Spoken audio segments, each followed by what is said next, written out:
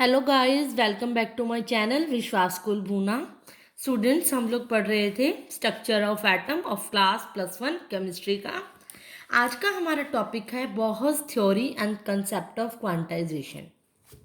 Students, मैंने आपको पिछली वीडियो में बोहर्स थ्योरी के पोस्टुलेट्स बताए थे, जिसमें उसने मेन पॉइंट उसका क्या था, उसने एनर्जी को बताया था कि किसी भी पर्टिकुलर ऑर्बिट के अंदर इलेक्ट्रॉन की जो एनर्जी होती है वो एक फॉर्मूले के द्वारा उसने दी थी। आज हम लोग पढ़ेंगे उसी को मॉडिफिकेशन यानी कंसेप्ट ऑफ क्वांटाइजेशन क्या होता है। बोहर्स ने क्वांटाइजेशन का भी कंसेप्ट दिया था। क्वांटाइजेशन का क्या मतलब होता है उसको बताती हूँ मैं अभी। उसको एक्सप्लेन करने से पहले मैं आपको एनर्जी के कंसेप्ट को रिमाइंड कराती हूँ। बोहर ने एनर्जी दी थी इस फॉर्मूले से -311.8 by n square kilo joule के अंदर जो थी, और उसने कहा था कि जो एन की वैल्यू होगी कोई फ्रैक्शनल होगी 1 2 3 अप टू सो ऑन होगी, सॉरी फ्रैक्शनल नहीं होगी, वो इंटीजर होगी, कोई होल नंबर मल्टीपल होगा। मीन्स कोई भी जो एन की वैल्यू होगी वो फ्रैक्शनल नहीं होगी। ये बात उसने कही थी कि एन की वैल्यू डेसिमल में नहीं होगी, 1/2 1.5 2.5 समथिंग नहीं होगी। इट मीन्स एन की वैल्यू अगर डेसिमल में नहीं होगी तो एनर्जी की हम ये कह सकते हैं कि जो एनर्जी की वैल्यू होगी वो ऐसा नहीं है कि सारी पॉसिबल वैल्यू, एनर्जी की हर पॉसिबल वैल्यू जो हो वो एनर्जी की वैल्यू हो। मीन्स अगर हम 1 पॉइंट, अगर वैल्यू देखो 1 और 2 के बीच में सारी पॉसिबल वैल्यू होती तो एनर्जी की तो हर पॉसिबल वैल्यू एनर्जी की हो सकती थी। 1 करते तो 1.1 करते, 1.2 पुट करते, 1.3, मतलब इतनी सारी ऑल पॉसिबल वैल्यूज एनर्जी की हो सकती थी। लेकिन इसने एन की वैल्यू को इंटीजर रख दिया, तो एन की जो एनर्जी की वैल्यू होगी वो कुछ वैल्यूज होंगी, सारी पॉसिबल वैल्यू एनर्जी की नहीं होंगी। मीन्स 1 पुट करने पर एज इट इज आएगी, 2 पुट करने पर डिवाइड 4 करके जो वैल्यू, मीन्स कुछ फिक्स्ड वैल्यू ही एनर्जी की आएगी। तो इसने यही बात इसी क्वांटाइजेशन को एक्सप्लेन इसी पॉइंट से किया कि देखो, रेडिएंट एनर्जी इज इमिटेड और absorb in jumps rather than as a continuous flows. इसने कहा कि रेडिएंट एनर्जी जो इमिट होती है या एब्जॉर्ब होती है, इसने कंसेप्ट में अपने कहा था कि एक लेवल से दूसरे लेवल तक जाने पर एनर्जी क्या होती है, एब्जॉर्ब या इमिटेड जब डाउन आते हैं, एक्साइटेड टू ग्राउंड स्टेट आते हैं। ये बात मैंने बताई थी कि एनर्जी इमिटेड और एनर्जी अब्जॉर्ब होती है। तो इसने कहा कि एनर्जी जो रेडिएंट एनर्जी मतलब रेडिएशंस की फॉर्म में जो निकलेगी वो एब्जॉर्ब और इमिटेड होगी इन जंप्स। जंप्स का मतलब जब एक लेवल से दूसरे लेवल तक जाएंगे ओनली एनर्जी तो ही क्या होगी, जंप्स होते टाइम ही क्या होगी, एनर्जी इमिटेड और एब्जॉर्ब होगी। Rather than as a continuous flows मतलब लगातार, ऐसा नहीं है कि इस बीच की पोजीशन पे भी एनर्जी लूज हो रही होगी या एब्जॉर्ब हो रही होगी।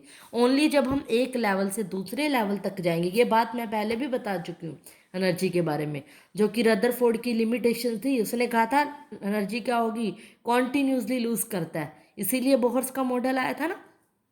तो बोहर्स ने क्या कहा था, कंटिन्यूसली लूज नहीं होगी या एब्जॉर्ब नहीं होगी, जब हम एक लेवल से दूसरे लेवल पर जंप करेंगे तो ही एनर्जी लूज और इमिट होगी, इमिट या गेन होगी। तो यही इसी बात को कहते हैं कंसेप्ट ऑफ क्वांटाइजेशन। क्वांटाइजेशन मतलब फिक्स लेवल पे। जैसे इसको एक एग्जांपल से इसने रिलेट किया, जैसे हम एक लैडर का एग्जांपल ले लें। एक सीढ़ी चढ़ते हो तब आप क्या करते हो, एक स्टेप अपना यहाँ रखते हो पैर, दूसरा पैर यहाँ रखते हो, तो मतलब आपके फुट के डिस्टेंस के अकॉर्डिंग आप इसका जो है वो पैर रखते हो इसके स्टेप्स के ऊपर। ऐसा नहीं होता कि आप बीच में अपना पैर रखो, मतलब एक फिक्स्ड क्या होती है, इसके फिक्स्ड स्टेप के ऊपर ही फिक्स्ड आपके फुट जाते हैं। इसके बाद यहाँ जाते हो, यहाँ पर कोई गुंजाइश नहीं होती जाने की, आपके रखने की। तो यहाँ पर आपको फुट नहीं रख सकते, एक पर्टिकुलर स्टेप के ऊपर ही आप अपना फुट रखते हो और अपने मंजिल को चढ़ते हो। इसी तरह ही इलेक्ट्रॉन भी ऐसा नहीं होता कि इस बीच की पोजीशन पे इमिट करे या लूज करे एनर्जी। ये ओनली एक लेवल से दूसरे लेवल, जैसे सीढ़ी में एक स्टेप से दूसरे स्टेप होता है, ऐसे एक लेवल से दूसरे स्टेप लेवल तक जाते हैं तो ही एनर्जी इमिट और एब्जॉर्ब होती है। तो इसी बात को इसने कहा था कंसेप्ट ऑफ क्वांटाइजेशन, मतलब फिक्स्ड लेवल पर एनर्जी लिमिट होती है। कब, जब ये ओनली जंप करता है, अदरवाइज बीच की स्टेज में एनर्जी इमिट और एब्जॉर्ब नहीं करती। इसी बात को स्टेप हम पढ़ चुके हैं, कंसेप्ट पढ़ चुके हैं, बस इसी पॉइंट को, एक पॉइंट को इसने नाम दे दिया कंसेप्ट ऑफ क्वांटाइजेशन का। एनर्जी से रिलेट कर दोगे कि जो एनर्जी की वैल्यू क्या है, सारी फ्रैक्शनल नहीं हो सकती, इसलिए सारी वैल्यू पॉसिबल नहीं है। ये नहीं कर दोगे कि एक लेवल से दूसरे लेवल पर जाने पर ये नहीं है कि कितनी भी एनर्जी लगा दोगे, उसको जितनी फिक्स्ड एनर्जी ज़रूरत है उतनी ही लगेगी। मतलब इसमें पुट करने पर एन की वैल्यू 1-2 पुट करने पर जो एनर्जी आएगी वही पॉसिबल है, ना कि आप कह दो कि 1.1 पे भी पॉसिबल है, 1.2, सारी पॉसिबिलिटी नहीं है, कुछ ही फिक्स्ड पॉसिबल है। तो यही कंसेप्ट डेफिनेट एनर्जी लेवल को ही नाम दिया गया है कंसेप्ट ऑफ क्वांटाइजेशन का।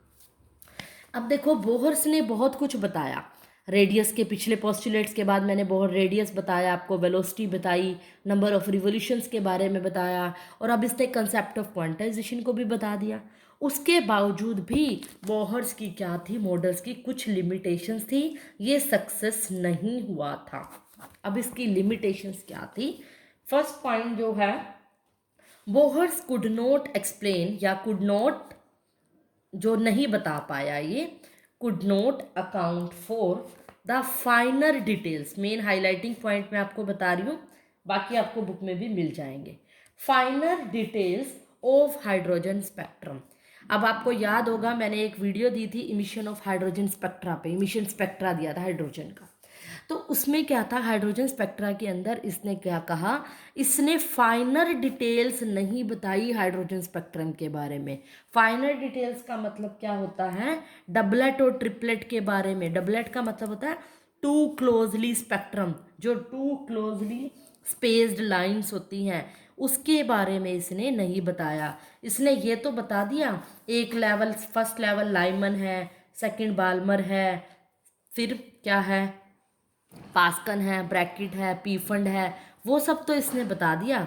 लेकिन एक लेवल के अंदर जो डबलेट होती है, मतलब इतनी सारी लाइनें आती हैं, स्पेस होता है, ये इन डबलेट और ट्रिपलेट के बारे में नहीं बताया। ये इसकी फर्स्ट लिमिटेशन थी। Second limitation, it could not explain the line spectrum of atoms containing. Line spectrum क्या, किसका लाइन स्पेक्ट्रम नहीं बताया, of atoms containing more than 1 electron, यानी मल्टी इलेक्ट्रॉन, जो मोर देन 1 इलेक्ट्रॉन कह लो या मल्टी इलेक्ट्रॉन एटम्स के स्पेक्ट्रा के बारे में नहीं बताया। आपको याद होगा मैंने स्पेक्ट्रा किसका बताया था, H positive ion, helium positive, He positive, lithium positive, Na positive, मतलब मल्टी एक इलेक्ट्रॉन के बारे में ही, जिनके पास एक इलेक्ट्रॉन थे उसके स्पेक्ट्रा को डिस्कस किया था। इसने मोर देन 1 इलेक्ट्रॉन वाले एटम्स का, मल्टी इलेक्ट्रॉन एटम्स के स्पेक्ट्रा को डिस्कस नहीं किया। तो ये इसकी लिमिटेशंस थी।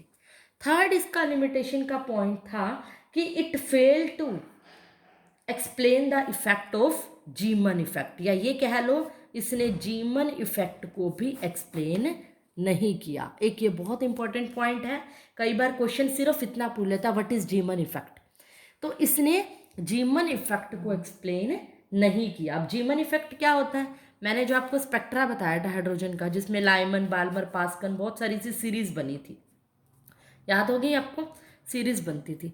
इसके अंदर होता क्या है, अगर इन लाइन स्पेक्ट्रा को मैग्नेटिक फील्ड के अंदर रख दिया जाए, इन एटम्स को, आयंस को, स्पेक्ट्रा को, तो ये होता है कि जो एटम्स जो रेडिएशन इमिट कर रहे हैं, अगर इसको हम मैग्नेटिक फील्ड के अंदर रख दिया जाए तो ये आगे जो फर्दर लाइंस होती हैं वो आगे फिर से स्प्लिट होना शुरू हो जाती हैं।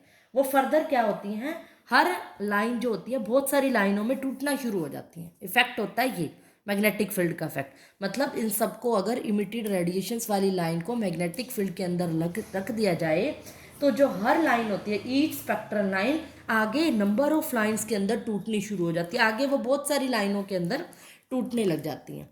इसको इसने नहीं बताया, इस इफेक्ट को हम नाम दे दिया जीमन इफेक्ट का। तो कई बार जीमन इफेक्ट पूछ ले तो कि जो स्पेक्ट्रल लाइंस है जब उसको मैग्नेटिक फील्ड के अंदर रखते हैं तो हर लाइन बहुत सारी लाइनों के अंदर स्प्लिट होने लगती हैं, इसी इफेक्ट को बोलते हैं हम जीमन इफेक्ट। तो इसने ऐसा कोई जिक्र नहीं दिया कि जब हम मैग्नेटिक फील्ड लगाएंगे तो क्या होगा, यानी कि शॉर्ट में बात करें तो जीमन इफेक्ट को इसने नहीं बताया। नेक्स्ट है, इसने स्टार्क इफेक्ट को भी नहीं बताया। इसी तरह उससे अपोजिट है, मैग्नेटिक फील्ड से मिलता जुलता है, इसने इलेक्ट्रिक फील्ड का इफेक्ट भी नहीं बताया। इसने ये नहीं बताया कि जब इस स्पेक्ट्रा के अंदर इन लाइंस के एटम्स के अंदर जो अब हम क्या देंगे, इलेक्ट्रिक फील्ड लगाएंगे तो क्या होगा। तो इसने इलेक्ट्रिक फील्ड वाले को स्टार का नाम दे दिया और इसको मैग्नेटिक फील्ड वाले को जीमन का। इसने दोनों ही इफेक्ट के बारे में नहीं बताया। फिफ्थ पॉजिटिव जो लिमिटेशन थी, इसने क्या नहीं बताई, does not tell about the shapes of the molecules. ये सभी के आगे नोट आएगा क्योंकि लिमिटेशंस है ना, पोस्टुलेट नहीं है इस बार, तो नोट लगाना। ये सब नहीं बताया, वो लिख रही हूँ मैं, मेन पॉइंट लिख रही हूँ। पूरा पॉइंट आप नोट्स में अपने डाल सकते हो, चाहो तो आप शॉर्ट नोट्स भी बना सकते हो, बहुत ज़्यादा डिटेल लिखने की जरूरत नहीं है। It does not explain the shape of the molecules. इसने मॉलिक्यूल्स की शेप्स के बारे में नहीं बताया। बहुत सारी शेप्स होती हैं, अलग अलग मॉलिक्यूल्स की अलग अलग शेप्स होती हैं, उसका जिक्र भी इसने नहीं किया। लास्ट बहुत इंपॉर्टेंट पॉइंट, इसने क्या नहीं बताया, इसका मेन जो ऑब्जेक्शन था बोहर थ्योरी का, वो क्या था, जो नए प्रिंसिपल आए, क्या, dual nature of matter and uncertainty principle. एक आगे टॉपिक आएगा ये अनसर्टेनिटी प्रिंसिपल, इसके बारे में इसका जिक्र, इसको भी मतलब ये जो फैक्ट थे, dual nature of matter, uncertainty principle, ये सब आगे आएंगे जो हम पढ़ेंगे। इसने वेव नेचर ऑफ पार्टिकल्स के बारे में बताया, लेकिन जो बातें बोहर्स नहीं बता पाया था वो अनसर्टेनिटी और ड्यूल नेचर के अंदर हमने पढ़ी। मतलब ड्यूल नेचर तो आप पढ़ ही चुके हो, पार्टिकल और वेव नेचर के बारे में। मतलब ऐसे कुछ पॉइंट्स थे इस कंसेप्ट के अंदर हमें पढ़ने पड़े, अनसर्टेनिटी ऑफ प्रिंसिपल के अंदर, जो कि बोहर ने अपने पोस्टुलेट के अंदर नहीं बताया। अनसर्टेनिटी मैं आपको अगले टॉपिक में बताऊंगी, आगे इसके ऊपर एक वीडियो स्पेशल दूंगी आपको।